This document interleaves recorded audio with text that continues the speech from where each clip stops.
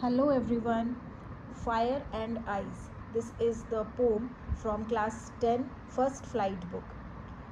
Students, have you ever wondered how the world might end in blazing fire or freezing ice? आप लोगों को क्या लगता है जो वर्ल्ड है उसका एंड कैसे होगा? क्या आग के कारण होगी या कि आइस के कारण? ये जो पोएम है fire and ice Robert Frost के द्वारा लिखा हुआ है. It gives the exact idea. यहाँ पे ये एग्जैक्ट आइडिया दिया हुआ है कि किस तरह से वर्ल्ड का एंड आएगा, फायर से कि आइस से.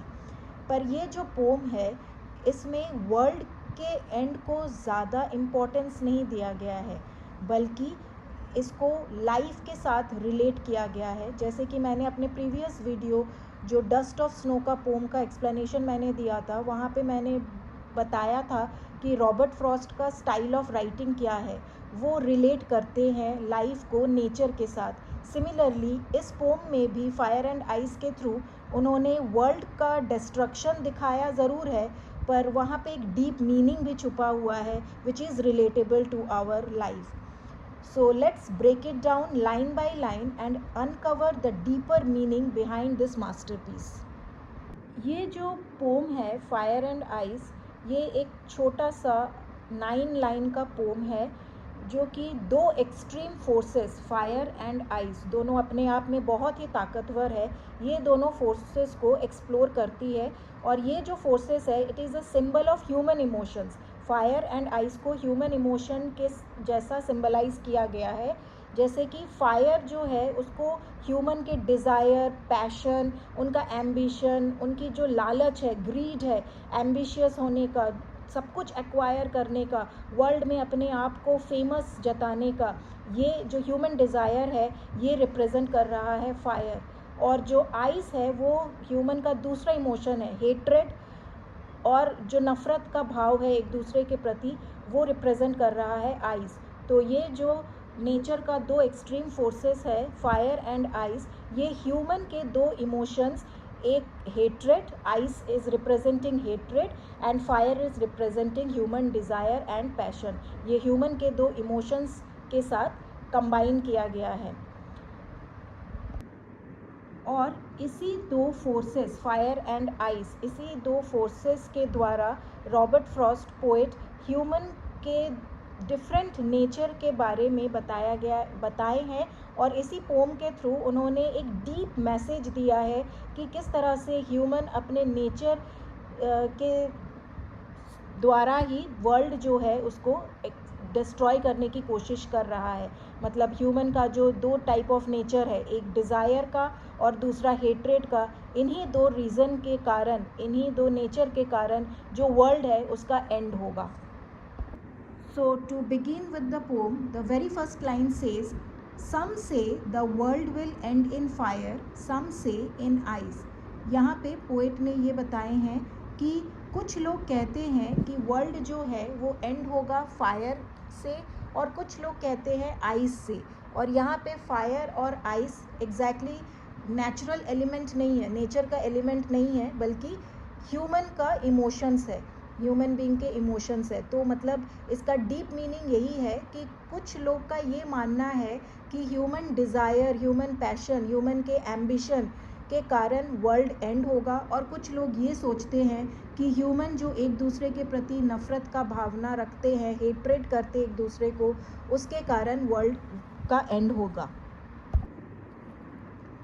From what I have tasted of desire, I hold with those who favor fire. यहाँ पे जो पोएट है वो अपना पर्सनल ओपिनियन बता रहे हैं. यहाँ पे वो कह रहे हैं कि मैंने डिज़ायर को टेस्ट किया है, मैंने फायर ऑफ एम्बिशन को टेस्ट किया है, पैशन को देखा है मैंने, क्योंकि वो एक वेल नोन जाने माने पोएट है. तो जब उन्होंने अपना वेरी फर्स्ट पोएम लिखा होगा तो डेफिनेटली तारीफ़ हुई होगी, उनका जो राइटिंग स्टाइल था, उनका जो मास्टरपीस था उसकी तारीफ़ हुई होगी. और वो तारीफ़ सुनते सुनते उनमें एक ग्रीड, लालच आ गया होगा कि मैं 4 पोम और लिखूं. 4 पोम के लिखने के बाद उन्होंने सोचा होगा मैं और बढ़ूं. तो ये जो उनकी ग्रीड थी, लालच थी, वो बढ़ती गई, वो सेटिस्फाई नहीं हुए, उनमें एम्बिशन बढ़ता गया, पोम लिखने की जो आदत थी वो बढ़ती गई. तो इन्होंने पोएट ने ये टेस्ट किया है, मतलब जो डिज़ायर होता है, एम्बिशन होता है, इन्होंने ये फायर टेस्ट किया है। तो वो एग्री करते हैं उन लोगों के साथ जो कहते हैं that the world will and in fire. तो यहाँ पे पोएट ने इन 2 लाइन नंबर 3 और 4 में पोएट ने अपना पर्सनल एक्सपीरियंस को शेयर करते हुए वर्ल्ड के उन लोगों के साथ अपने आप को उन्होंने ये कहा है कि मैं उनसे एग्री कर रहा हूँ जो कहते हैं कि वर्ल्ड फायर के द्वारा डिस्ट्रॉय होगा। But if it had to perish twice, I think I know enough of hate. इस लाइन नंबर 5 और 6 में पेरिश ट्वाइस का मतलब है, पेरिश मतलब है डिस्ट्रॉय हो जाना।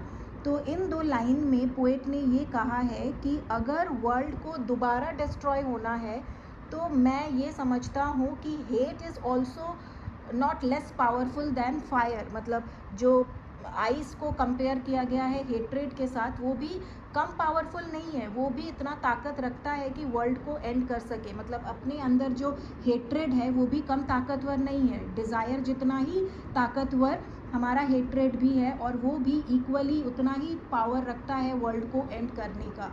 तो इस पे रॉबर्ट फ्रॉस्ट ये कहते हैं कि हेट भले ही कोल्डर और क्वाइटर दिखे, पर उसमें उतना ही ताकत है कि वो भी वर्ल्ड को ख़त्म कर सके। इसमें भी एक डीप मीनिंग है। यहाँ पे जो हेट्रेड है उसको कोल्डर और क्वाइटर कहा गया है, क्योंकि जो लोग हेट करते हैं ना एक दूसरे को, वो कभी सामने से वो जताएंगे नहीं या दिखाएंगे नहीं कि वो हमको हेट कर रहे हैं, पर वो अंदर ही अंदर कुछ ऐसा प्ले कर जाएंगे जिसके कारण हमको नुकसान पहुंचा सकता है वो सामने वाला इंसान जो हमको हेट कर रहा है। तो मतलब उसके फेस में वो रिवील नहीं होता है, उसके फेस में बिल्कुल भी ये शो नहीं होता है that the other person is hating me, but वो ऐसा कुछ कर जाएगा जिसके कारण मुझे नुकसान हो जाएगा। तो इसीलिए रॉबर्ट फ्रॉस्ट ने यहाँ पे ये कहा है कि even though hate looks colder and quieter, hate बहुत ही शांत सा दिखता है, सामने वाला शो नहीं करता है, पर वो उतना ही ताकतवर है, डिज़ायर जितना ही ताकतवर है कि वो वर्ल्ड को एंड करने में उतना ही ताकत रखता है। To say that for destruction ice is also great and would suffice. Suffice का मतलब यहाँ पे है मोर देन इनफ, कुछ चीज़ का सफिशिएंट होना। तो यहाँ पे रॉबर्ट फ्रॉस्ट कहते हैं कि वो मानते हैं कि ice is equally capable of distracting the world. और यहाँ पे उन्होंने एक आयरनी यूज़ किया है, एक आयरॉनिक स्टेटमेंट है ये। इसमें उन्होंने ये कहा है कि ये जो टेरिफाइंग एक आइडिया है वर्ल्ड का एंड होना, ये टेरिफाइंग आइडिया है, पर इसको एक बहुत ही शांत वर्ड सफाइस के द्वारा रिप्रेजेंट किया गया है। That means suffice is the word which is denoting that hatred is equally capable of destroying the world.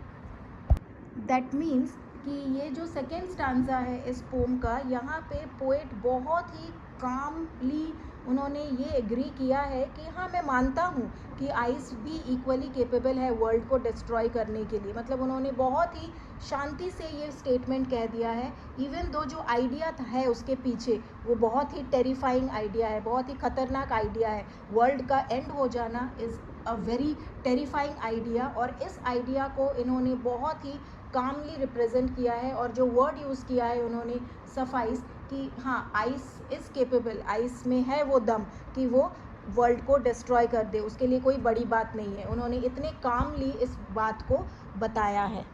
और इसी स्टेटमेंट के कारण ये जो एंडिंग लाइन है ये इवन और ज़्यादा मोर एक्साइटिंग हो जाता है, और ज़्यादा सुनने में बेटर साउंड करता है द लास्ट 2 लाइन्स। अब इस पोम के पोएटिक डिवाइसेस को मैं बताती हूँ। सबसे पहले लाइन नंबर 1 और 2 में एलिटरेशन का यूज़ हुआ है। एलिटरेशन का मतलब है 2 कॉन्सोनेंट साउंड को लगातार यूज़ होना, जैसे सम और एस 2 कॉन्सोनेंट हैं, एस और एस, इन दोनों को बार बार यूज़ किया गया है। एक सिंगल लाइन में अगर 2 कॉन्सोनेंट का यूज़ हो more than 1 time then that is an example of alliteration. तो यहाँ पे हमारे लाइन नंबर 1 में और लाइन नंबर 2 में सम से दोनों में एस कॉन्सोनेंट का यूज़ हुआ है। So these 2 lines are the example of alliteration. फिर दूसरा पोएटिक डिवाइस है एंटीथेसिस। एंटीथेसिस का मतलब है, एंटीथेसिस दो कॉन्ट्रास्ट अपोजिट आइडियाज़ को बताता है। जैसे कि यहाँ पे फायर और आइस, ये दोनों एक्सट्रीमली कॉन्ट्रास्ट आइडियाज़ है, अपोजिट आइडियाज़ है, तो इसीलिए यहाँ पे एंटीथेसिस पोएटिक डिवाइस का भी यूज़ किया गया है। नेक्स्ट पोएटिक डिवाइस है सिंबलिज्म, जहाँ पे फायर को ह्यूमन डिज़ायर के साथ सिंबलाइज किया गया है, ह्यूमन ग्रीड, लस्ट और एम्बिशन, और आइस को हेट्रेड, इंडिफरेंस, इसके साथ सिंबलाइज किया गया है। So this is also an example of symbolism. चौथा पोएटिक डिवाइस है एंजैबमेंट। एंजैबमेंट का यूज़ अपने सेकेंड स्टैंजा में हुआ है, जहाँ पे कोई भी पंक्चुएशन मार्क नहीं है, फर्स्ट लाइन में कॉमा के बाद लास्ट लाइन में फुल स्टॉप है, बाकी कोई भी ब्रेक नहीं है। So this is an example of enjambment. Next है आयरनी।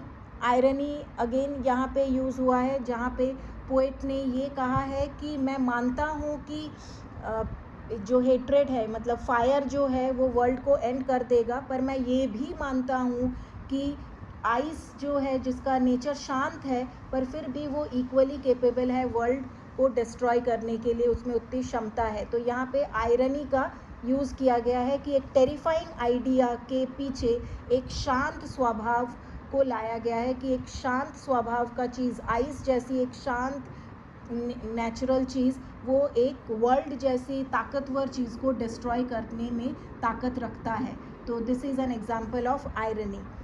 मैं एक बार और पोएटिक डिवाइसेस रिपीट कर दे रही हूँ। पहला पोएटिक डिवाइस यूज़ हुआ है एलिट्रेशन, नेक्स्ट है एंटीथेसिस, सिंबलिज्म, एंजैबमेंट एंड आयरनी। ये पोएटिक डिवाइसेस इस पोम में यूज़ हुआ है। सो इसी के साथ हमारा ये जो फायर एंड आइस पोम का एक्सप्लेनेशन थी, ये यहीं पे एंड होता है। और तो स्टूडेंट्स, आप लोगों को क्या लगता है कि which is more powerful, destruction के लिए क्या पावरफुल है, फायर और आइस? ह्यूमन डिज़ायर है कि हेट्रेड है? किन दो रीज़न के कारण, इनमें से कौन से एक रीज़न के कारण आपको लगता है कि वर्ल्ड एंड होगा? तो please let me know in the comment below. अगर जो भी आप लोगों को लगता है मुझे कमेंट करके ज़रूर बताइएगा। और अगर आप लोगों को ये ब्रेकडाउन अच्छा लगा तो please don't forget to like, share and subscribe for more lessons. Thank you, students.